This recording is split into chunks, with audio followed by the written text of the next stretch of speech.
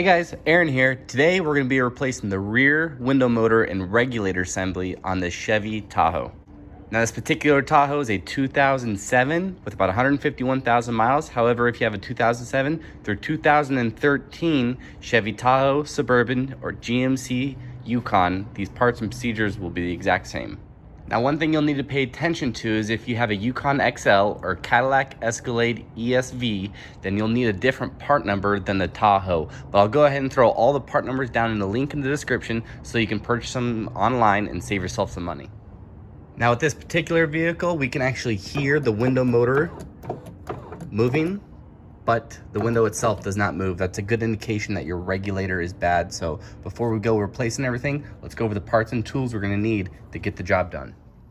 So we'll need a 10mm socket, a few 3/8 extensions, a nice little pick, some needle nose pliers, and a 3/8 ratchet. I'm gonna be using my Milwaukee M12 electric ratchet for this job. Just helps the job go by a little bit quicker. And then we're gonna need some strong tape to hold the window up. Also, I'm gonna be using a plastic trim removal tool to remove some of the plastic trim pieces on the door panel itself.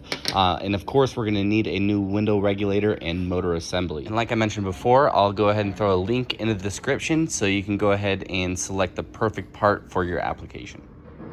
So first thing, we need to remove this locking tab using a small pick. We're just gonna pry at this lower piece right here and simply lift up.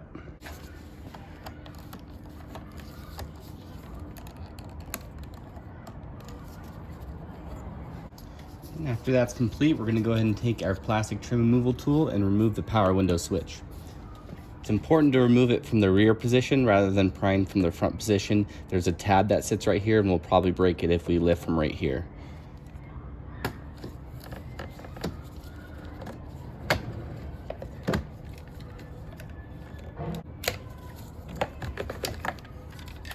Okay, next step is going to be to remove 3 10mm bolts that hold the door panel to the door itself. There's one by the handle and there's 2 down by this handle right here. We're going to take our trim removal tool and just remove this little plastic trim piece. And we're going to take our pick and remove the plastic trim piece by the handle itself.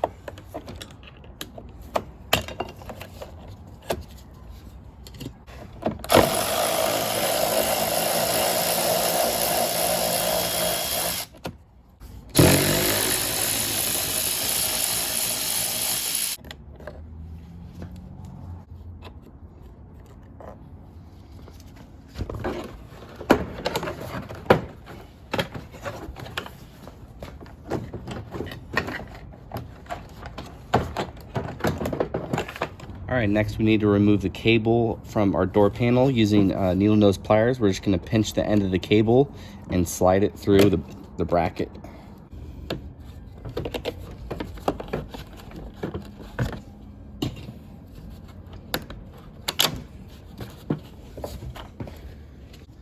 Next, very carefully, we're just gonna pull this away. There might be some tape that holds this on. Just carefully pull away. That way we can reuse it and reinstall it just like it is now.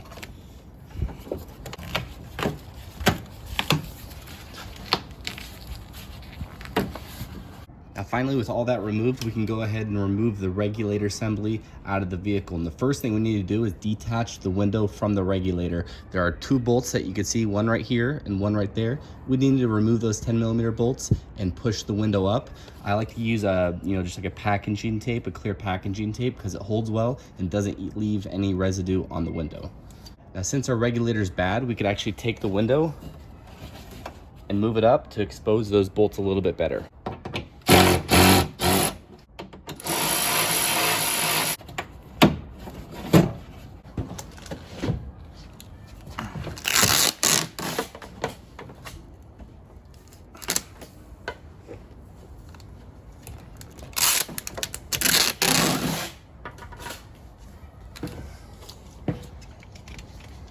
Next, we need to remove the electrical connector off of our window motor using a small pick. We're gonna depress the tab and then simply push down. There it is. Now let's go ahead and take our 10mm socket and remove the 3 bolts that hold the motor on. Mine's actually missing a bolt down here. Looks like somebody didn't put it back on. And the 3 bolts that hold the regulator on.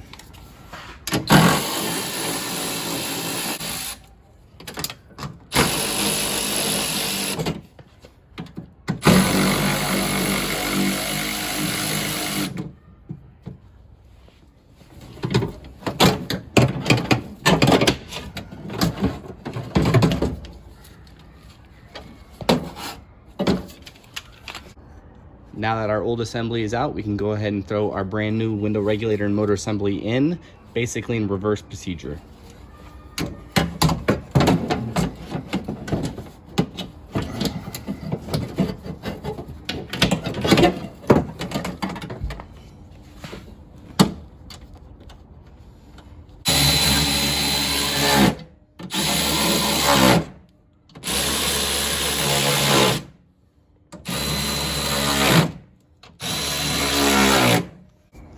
Next, let's go ahead, turn the ignition on and connect our switch. We're gonna lower down the window regulator. Then we could take our tape off of our window up here and slide the window onto the regulator.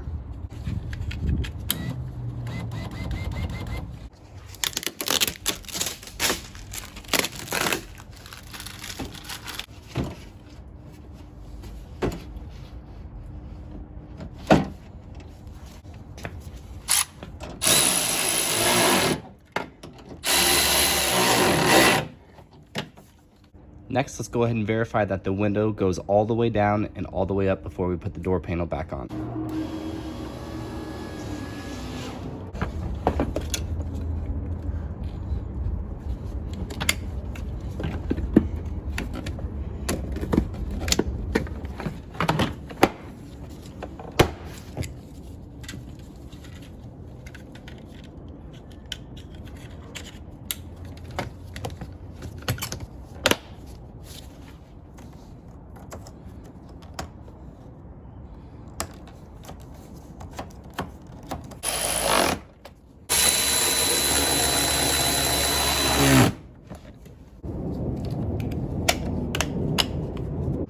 That pretty much wraps up for this video, guys. Make sure to check the links in the description for the parts and tools used in this video.